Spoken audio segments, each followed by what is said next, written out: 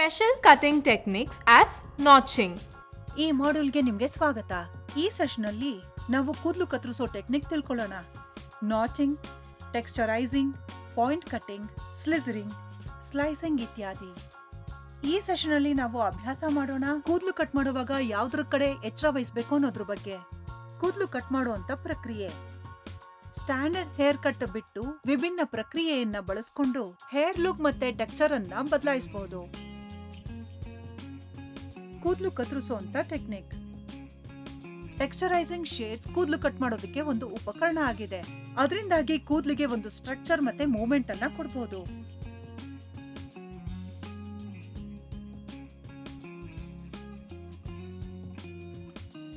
ಅದರಲ್ಲಿ ಬ್ಲೇಡಿನ ಜೊತೆಗೆ ಹಲ್ಲಿನ ಆಕಾರನ ಕೂಡ ಕೊಡಲಾಗಿದೆ.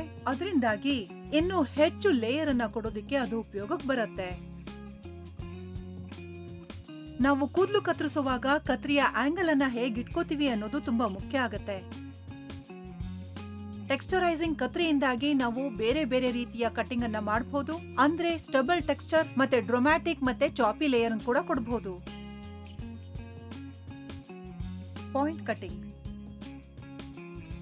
ಪಾಯಿಂಟ್ ಕಟ್ಟಿಂಗ್ ಒಂದು ಪ್ರಖ್ಯಾತ ತಂತ್ರವಾಗಿದೆ. ಅದರ ಸಾಫ್ಟ್ ಮತ್ತೆ ನ್ಯಾಚುರಲ್ ಇಂದಾಗಿ ವಿಭಿನ್ನ ಮಾಡರ್ನ್ ಸ್ಟೈಲ್ ಅನ್ನ ನಾವು ಮಾಡಬಹುದಾಗಿದೆ. ಇದು ನಿಮ್ಮ ಕೂದಲಿಗೆ ಮೂವ್ಮೆಂಟ್ ಮತ್ತೆ ಟೆಕ್ಸ್ಚರ್ ಅನ್ನ ಕೊಡುತ್ತೆ. ಅದರಿಂದಾಗಿ ತುಂಬಾ ಲೈವ್ಲಿ ಆಗಿ ಚೆನ್ನಾಗಿ ಕಾಣಿಸುತ್ತೆ. ಇದರಿಂದಾಗಿ ನಿಮ್ಮ ಕೂದಲು ತುಂಬಾ ದಪ್ಪ ಕಾಣಿಸುತ್ತೆ. ಅದರಲ್ಲೂ ಮುಖ್ಯವಾಗಿ ನಿಮ್ಮ ಕೂದಲು ಗುಂಗುರು ಕೂದಲಾಗಿದ್ರೆ ಇದು ಸಾಫ್ಟ್ ಲೇಯರ್ಸ್ ಅನ್ನ ಮಾಡುತ್ತೆ.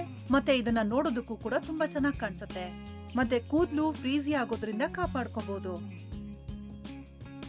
ಇದು ನಿಮ್ಮ ಪ್ರಾಕೃತಿಕ ವೇವ್ ಅಥವಾ ಕರ್ಲ್ ಪ್ಯಾಟರ್ನ್ ಅನ್ನ ತುಂಬಾ ಹೆಚ್ಚು ಮಾಡುತ್ತೆ. ಅದರಿಂದ ನಿಮ್ಗೆ ವಾಲ್ಯೂಮ್ ಮತ್ತೆ ಬೌನ್ಸ್ ಸಿಗುತ್ತೆ.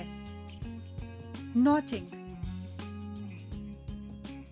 ಇದು ಪಾಯಿಂಟ್ ಕಟ್ಟಿಂಗ್ ನ ಇನ್ನೊಂದು ಭಾಗ. ಇದು ಜಾಸ್ತಿ ಅಗ್ರೆಸಿವ್ ಆಗಿದೆ ಮತ್ತೆ ಪಾಯಿಂಟ್ ಕಟ್ಟಿಂಗ್ ರೀತಿನಲ್ಲೇ ಜಾಸ್ತಿ ವಾಲ್ಯೂಮ್ ಸಿಗುತ್ತೆ. ಕತ್ತರಿಸುವಂತ ಭಾಗನ ತಲೆಯಿಂದ ಸುಮಾರು 3 ಇಂಚು ದೂರ ಇಟ್ಕೊಳ್ಳಿ. ಟಿಪ್ಸ್ ಅನ್ನ ಕತ್ರಿಯಿಂದ ಸುಮಾರು 2 ಇಂಚು ದೂರ ಇಟ್ಕೊಳ್ಳಿ. ಆಮೇಲೆ ಕತ್ರಿನ ತುದಿಯಿಂದ ಸ್ವಲ್ಪ ಮುಂದಕ್ಕೆ ಎಳ್ಕೊಂಡು ಹೋಗ್ಬೇಕು. ಇದನ್ನ ಡ್ರೈ ಅಥವಾ ವೆಟ್ ಕೂದಲಲ್ಲೂ ಕೂಡ ನಾವು ಮಾಡಬಹುದು. Free hand ನಾಚಿಂಗ್. ಕತ್ರಿಯ ತುದಿ ಭಾಗನ ಬಳಸಬೇಕಾಗತ್ತೆ. ಸ್ಲೈಡ್ ಮಾಡಬಾರ್ದು, ಆದ್ರೆ ಸ್ವಲ್ಪ ದೂರದಲ್ಲೇ ಕೂದಲನ್ನ ಕತ್ತರಿಸಬೇಕು. ಸಾಮಾನ್ಯವಾಗಿ ಈ ಕಟ್ಟನ್ನ ನಾವು ಕೂದಲಿಂದ ಒಳಭಾಗದಲ್ಲಿ ಬಳಸಬೇಕಾಗತ್ತೆ. ಗುಂಗುರು ಕೂದಲವ್ರಿಗೆ ತುಂಬಾ ಚೆನ್ನಾಗಿ ಕಾಣಿಸುತ್ತೆ. ಕರ್ಲ್ಸ್ ಜಾಸ್ತಿ ಆಗತ್ತೆ, ಡೆನ್ಸಿಟಿ ಕಮ್ಮಿ ಆಗತ್ತೆ.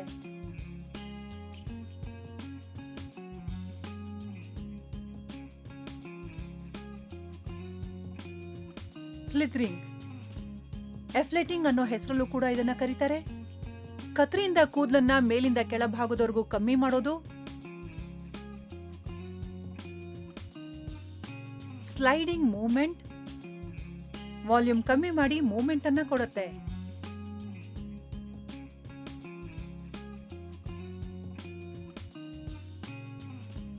ಸ್ಲೈಸಿಂಗ್ ವಾಲ್ಯೂಮ್ ಕಮ್ಮಿ ಮಾಡಿ ಮೂವ್ಮೆಂಟ್ ಅನ್ನ ಕೊಡುತ್ತೆ. ಇದನ್ನ ಎಲ್ಲಾ ಸೆಷನ್ ಅಲ್ಲೂ ಕೂಡ ನಾವು ಮಾಡಬಹುದಾಗತ್ತೆ. ಸರ್ಫೇಸ್ ಸ್ಲೈಸಿಂಗ್ಗೋಸ್ಕರ ಒಣ ಕೂದಲಲ್ಲಿ ಇದನ್ನ ಮಾಡಬೇಕಾಗತ್ತೆ. ಸಬ್ಸೆಷನ್ ಸ್ಲೈಸಿಂಗ್ಗೋಸ್ಕರ ನಾವಿದನ್ನ ಒದ್ದೆ ಕೂದಲಲ್ಲೂ ಕೂಡ ಮಾಡಬಹುದು. ಕ್ರೇವಿಂಗ್. ಇದರಿಂದ ಕೂದಲು ಸ್ವಲ್ಪ ವಿಭಿನ್ನವಾಗಿ ಕಾಣುತ್ತೆ. ಶಾರ್ಟ್ ಹೇರ್ ಅಲ್ಲಿ ಸ್ವಲ್ಪ ಜಾಸ್ತಿನೇ ಚೆನ್ನಾಗಿ ಕಾಣುತ್ತೆ. ಶಾರ್ಪ್ ಬ್ಲೇಡ್ ಅನ್ನ ಕೂದಲಲ್ಲಿ ಇಟ್ಕೊಂಡು ಮಿಕ್ಕಿದ್ದನ್ನ ಸ್ಕ್ಯಾಲ್ಪ್ಗೆ ಇಡಬೇಕು. ಕೂದಲಲ್ಲಿ ಕತ್ರಿನ ಹಾಕಿ ನಿಧಾನವಾಗಿ ಓಪನ್ ಮಾಡಿ ಮತ್ತೆ ಅರ್ಧನ ಮುಚ್ಚಬೇಕು.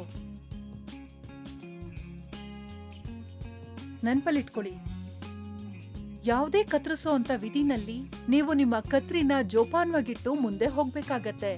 ಸ್ಟ್ರೈಟ್ ಕೂದಲವ್ರಿಗೆ ಬಲ್ಕಿನೆಸ್ ನ ಕಮ್ಮಿ ಮಾಡೋದಕ್ಕೆ ಸ್ಲಿಥರಿಂಗ್ ಅಥವಾ ಸ್ಲೈಡಿಂಗ್ ನಲ್ಲಿ ನಿಧಾನವಾಗಿ ಕತ್ರಿನ ಅಳ್ಳಾಡಿಸ್ಬೇಕು. ಮತ್ತೆ ಯಾವುದೇ ಆಕಾರದಿಂದ ತಪ್ಪಿಸ್ಕೊಳ್ಳೋದಕ್ಕೆ ಕತ್ರಿಯ ಬ್ಲೇಡ್ ಅನ್ನ ಸ್ಥಿರವಾಗಿಟ್ಕೊಳ್ಳಿ. ಯಾವುದೇ ಮೂವ್ಮೆಂಟ್ ಮಾಡಬೇಡಿ. ಕೂದಲು ಕತ್ತರಿಸುವಾಗ ಈ ವಿಷಯಗಳ ಬಗ್ಗೆ ಗಮನ ಕೊಡಬೇಕಾಗತ್ತೆ. ಪ್ರತಿ ಹೇರ್ ಕಟ್ಟಿನ ಮುಂಚೆ ಮತ್ತೆ ನಂತರ ಎಲ್ಲ ಉಪಕರಣಗಳನ್ನ ಸ್ಟೆರಲೈಸ್ ಮಾಡಿ ನೀವ್ ಯಾವಾಗ್ಲೇ ಕಟ್ಟಿಂಗ್ ಮಾಡುವಾಗ ನಿಮ್ಮ ಕ್ಲೈಂಟ್ಗೆ ಸುರಕ್ಷತೆಯಾದ ಬಟ್ಟೆಯನ್ನ ಹಾಕಿ, ಹೇಗೆ ಅಂದ್ರೆ ಗೌನ್, ಕೇಪ್ ಮತ್ತೆ ಕಟ್ಟಿಂಗ್ ಕಾಲರ್. ಅವ್ರ ಕೂದ್ಲಲ್ಲಿ ಹೇರ್ ಕ್ಲಿಪ್ಸ್ ಅನ್ನ ಬಿಡ್ಬೇಡಿ. ಶಾಂಪೂ ಮಾಡೋಕ್ಕೂ ಮುಂಚೆ ಕ್ಲೈಂಟಿನ ಕೂದ್ಲು ಮತ್ತೆ ಸ್ಕ್ಯಾಲ್ಪ್ ಅನ್ನ ಚೆಕ್ ಮಾಡ್ಕೊಳ್ಳಿ. ಸ್ಕ್ಯಾಲ್ಪ್ ಅಲ್ಲಿ ಯಾವುದೇ ಗಾಯ ಆಗಿಲ್ವಾ ಅಂತ. ನಿಮ್ಮ ಕತ್ರಿಯನ್ನ ಸರಿಯಾದ ರೀತಿನಲ್ಲಿ ಉಪಯೋಗಿಸ್ಕೊಳ್ಳಿ. ಒಂದ್ ವೇಳೆ ನೀವು ನೆಲಕ್ಕೆ ಬಾಚಣಿಗೆ ಅಥವಾ ಕತ್ರಿನ ಬೀಳ್ಸಿದ್ರೆ, ನೀವು ಕಟ್ಟಿಂಗ್ ಮುಂದುವರ್ಸೋದಕ್ಕೂ ಮುಂಚೆ ಅದನ್ನ ಕ್ಲೀನ್ ಮಾಡ್ಕೊಳ್ಳಿ, ಇಲ್ಲ ಹೊಸ ಕತ್ರಿ ತಗೊಳ್ಳಿ. ನಿಶ್ಚಯ ಮಾಡ್ಕೊಳ್ಳಿ ನಿಮ್ಮ ಕಟ್ಟಿಂಗ್ ಪೂರ್ತಿಯಾದ ನಂತರ, ಅದರಲ್ಲೂ ಮುಖ್ಯವಾಗಿ ಬ್ಲೋ ಡ್ರೈಯಿಂಗ್ ಮಾಡೋದಕ್ಕೂ ಮುಂಚೆ ಮೈ ಮೇಲಿರೋ ಕೂದಲನ್ನ ಪೂರ್ತಿಯಾಗಿ ತೆಗಿಬೇಕಾಗತ್ತೆ.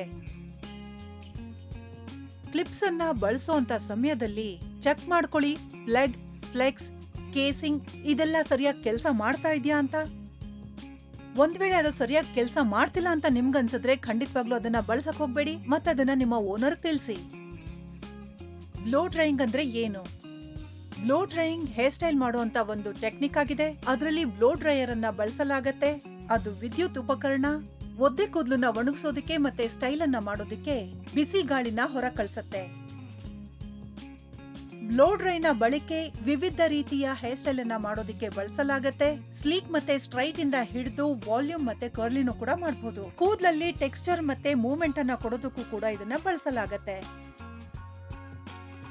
ಬ್ಲೋ ಡ್ರೈಯರ್ ಅನ್ನ ಯಾವತ್ತಿಗೂ ಒಂದೇ ಜಾಗದಲ್ಲಿ ತುಂಬಾ ಹೊತ್ತು ಇಡಬೇಡಿ. ಇದನ್ನ ಕೂದಲಿನ ಸ್ಕ್ಯಾಲ್ಪ್ ಇಂದ ಹಿಡಿದು ತುದಿವರೆಗೂ ಎಳ್ಕೊಂಡು ಹೋಗ್ಬೇಕಾಗತ್ತೆ. ಸ್ಕ್ಯಾಲ್ಪ್ ಅನ್ನ ಸುಡೋದ್ರಿಂದ ಕಾಪಾಡೋದಕ್ಕೆ ಯಾವತ್ತಿಗೂ ಸ್ಕ್ಯಾಲ್ಪ್ ಇಂದ ಸ್ವಲ್ಪ ದೂರನೇ ಇಟ್ಕೊಂಡ್ರೆ ಒಳ್ಳೇದು. ಬ್ಲೋ ಡ್ರೈಯರ್ ಅನ್ನ ಕೂದ್ಲಿಂದ ಸುಮಾರು 5 ಇಂಚು ದೂರ ಇಟ್ಕೊಂಡ್ರೆ ಇನ್ನೂ ಕೂಡ ಒಳ್ಳೇದಾಗತ್ತೆ. ಅದರಿಂದಾಗಿ ಕೂದ್ಲು ಸುಟ್ಟು ಹೋಗೋದ್ರಿಂದ ನಾವು ತಪ್ಪಿಸಬಹುದು. ಕೂದ್ಲನ್ನ ಬ್ಲೋ ಡ್ರೈ ಮಾಡುವಾಗ ಇನ್ನೊಂದು ವಿಷಯ ಗಮನದಲ್ಲಿಟ್ಕೋಬೇಕಾಗತ್ತೆ. ಕೂದ್ಲಿನ ಕೆಳಭಾಗದಲ್ಲಿ ಬ್ಲೋ ಡ್ರೈ ಮಾಡುವಂತದನ್ನ ಮೇಲ್ಭಾಗದಲ್ಲಿ ಬ್ಲೋ ಡ್ರೈ ಮಾಡೋದ್ರಿಂದ ಕೂದ್ಲಿಗೆ ಸ್ವಲ್ಪ ಎಫೆಕ್ಟ್ ಆಗತ್ತೆ. ತುಂಬಾ ಹೊತ್ತು ಒಂದೇ ಜಾಗದಲ್ಲಿ ಬ್ಲೋ ಡ್ರೈ ಅನ್ನ ಮಾಡಬೇಡಿ. ಹೆಚ್ಚು ಬಿಸಿ ಆಗೋದ್ರಿಂದ ಕೂದ್ಲು ಡ್ಯಾಮೇಜ್ ಆಗುವಂತ ಸಾಧ್ಯತೆ ಹೆಚ್ಚಿರುತ್ತೆ. ಬ್ಲೋ ಡ್ರೈಯರ್ನ ಈ ಕಡೆ ಆ ಕಡೆ ಅಲ್ಲಾಡಿಸ್ತಾ ಇರಬೇಕು. ಒಂದ್ ವೇಳೆ ನೀವಿದನ್ನ ಈ ಕಡೆ ಆ ಕಡೆ ಅಲ್ಲಾಡಿಸದೇ ಇದ್ರೆ, ನೀವು ಯಾವ ಭಾಗದಲ್ಲಿ ಬ್ರಷ್ ಅನ್ನ ಇಟ್ಕೊಂಡಿರ್ತೀರೋ ಅಲ್ಲಿ ಆ ಹೀಟ್ ಅನ್ನ ಕೊಡೋದು ಒಳ್ಳೇದು. ಈ ಸೆಷನ್ ವಿಡಿಯೋನಲ್ಲಿ ನಾವು ವಿವಿಧ ರೀತಿಯ ಕೂದಲು ಕತ್ತರಿಸುವಂತ ಟೆಕ್ನಿಕ್, ಬ್ಲೋ ಡ್ರೈ ಮಾಡುವಾಗ ಎಚ್ಚರ ವಹಿಸುವಂತ ವಿಷಯದ ಬಗ್ಗೆ ಚರ್ಚೆ ಮಾಡಿದ್ವಿ. ಇದರಿಂದಾಗಿ ನಿಮ್ಮ ಆಸಕ್ತಿ ಹೆಚ್ಚಾಗಿದೆ ಅಂತ ಅನ್ಕೋತೀವಿ. ಮತ್ತಷ್ಟು ತಿಳ್ಕೊಳ್ಳೋದಕ್ಕೆ ಇನ್ನಷ್ಟು ವಿಡಿಯೋಗಳಿದೆ. ಧನ್ಯವಾದ.